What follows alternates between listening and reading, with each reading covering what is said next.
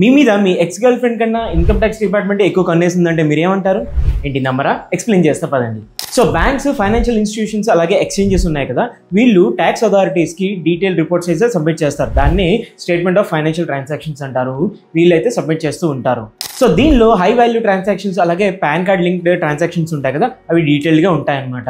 ఈ ట్రాన్సాక్షన్స్ తీసుకొని tax department advanced analytical tools use చేసి ఏమైనా డిస్క్రిపెన్సీస్ ఉన్నాయో లేదన్నది ఐడెంటిఫై చేస్తుంది. దాని తర్వాత కొన్ని ట్రాన్సాక్షన్స్ అయితే ఇన్కమ్ ట్యాక్స్ డిపార్ట్మెంట్ అటెన్షన్ అయితే తీసుకుంటాయి. అందులో సపోజ్ ఎగ్జాంపుల్ చూసుకుంటే ఏమైనా క్యాష్ ట్రాన్సాక్షన్స్ సింగిల్ కానీ లేదంటే మల్టిపుల్ ట్రాన్సాక్షన్ సేమ్ ఇయర్లో 10 lakhs కన్నా ఎక్కువైనా అది ఇన్కమ్ ట్యాక్స్ మనకి నోటీస్లోకి వెళ్తుంది.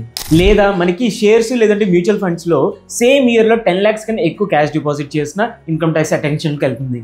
అలానే credit card bill payments 1 lakh కన్నా ఎక్కువ క్యాష్లో పే చేసినా అది స్క్రూటినీకి కూడా వెళ్ళే ఛాన్స్ ఉంటుంది.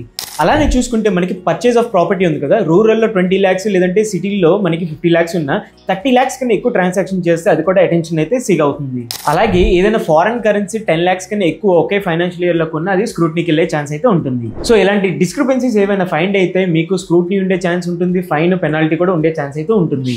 సో మీరు మీ ఐటీఆర్ని ఫైల్ చేసేటప్పుడు 26 AS అలాగే AISతో అయితే మ్యాచ్ చేసుకోండి. సో ఇంకేం చూస్తున్నారు? ఈ వీడియో ఎవరికి యూజ్ అవుతుంది అనిపిస్తే వాళ్ళతో షేర్ చేసేయండి. అలాగే వీడియోని ఇప్పుడు దాకా లైక్ చేయకపోతే లైక్ చేసేయండి.